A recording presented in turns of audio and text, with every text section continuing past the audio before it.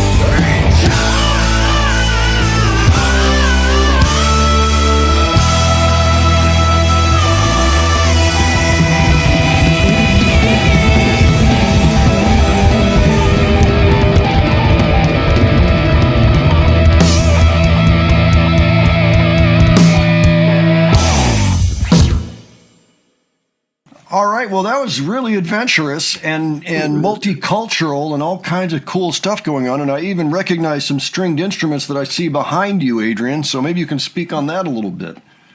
Yeah, I thought it was so cool with like first seeing the sitar and then seeing the other. I love all the Eastern instruments. I mean, this is just what the song needs. Yeah, I love the way that they married those two different styles together, and I think that guy was playing talking drums, perhaps. I mean, I heard something I thought was a tabla, but I couldn't see a tabla, but there's no telling, But I also heard something, I mean, talking drums are when you're playing and then you suddenly hear them go way up in pitch and way down, like...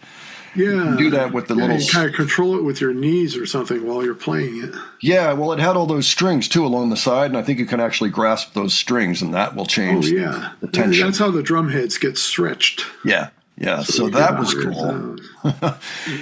And all those vocalists in there, I think we're good to have, added a little extra texture. The lead vocalist has some serious pipes. I love how gritty he was at the top of the song, and then he actually had the normalize, where do we go now? And they, yeah, all that. But I think the high vocal was a great idea. Yeah, everything about that was really cool. The guy with the woodwind in there that, kind of in the middle, about 3 minutes in. A great interlude. Yeah. With that, the drums and the Eastern instruments. And there was an interlude before with the sitar, too, like earlier in the song. Yep, liked that, too. And I liked the interaction between the older drums and the new drums, And the sitar fit right in there with the modern electric guitar. It worked. It was a really nice workup of the song. So that was really cool. Again, I have no idea who any of the actual performers were. If anybody has that info, please let us know. It would just be interesting to know, and just leave it below for us. But I thought that was tremendous. Maybe we will see what else is featured in this series, just to see what else is out there. I love when stuff kind of gets mixed up a little bit with other influences, especially from parts of the world that maybe we don't hear every single day. I've always liked that. Adrian, do you know what that other stringed instrument was? Is it a tambura or something like that? Those tend to have slightly, it's almost like a banjo. They got a bigger, almost rounder bottom, but doesn't have to. So that could very well have been that. There's no telling. If anybody happens to know what that was, let us know. Yeah, I want to perhaps buy one of those, those tambura things we were just describing, because I like the sound of it, and it's I don't know how it is playing it. I thought the sitar would be similar to playing the guitar. No, completely different animal. Well, yeah, that was great. Appreciate the suggestion, folks. Why don't you let us know what you thought of this? Any details you think we missed? There's got to be a few, right? Leave those below. Any other thoughts that you have, by all means. And if you enjoyed this video, please give it a like. And if you enjoyed the presentation, please subscribe. All right, thanks so much for joining us today. We'll catch you on the next one. Take care, folks. See you all later.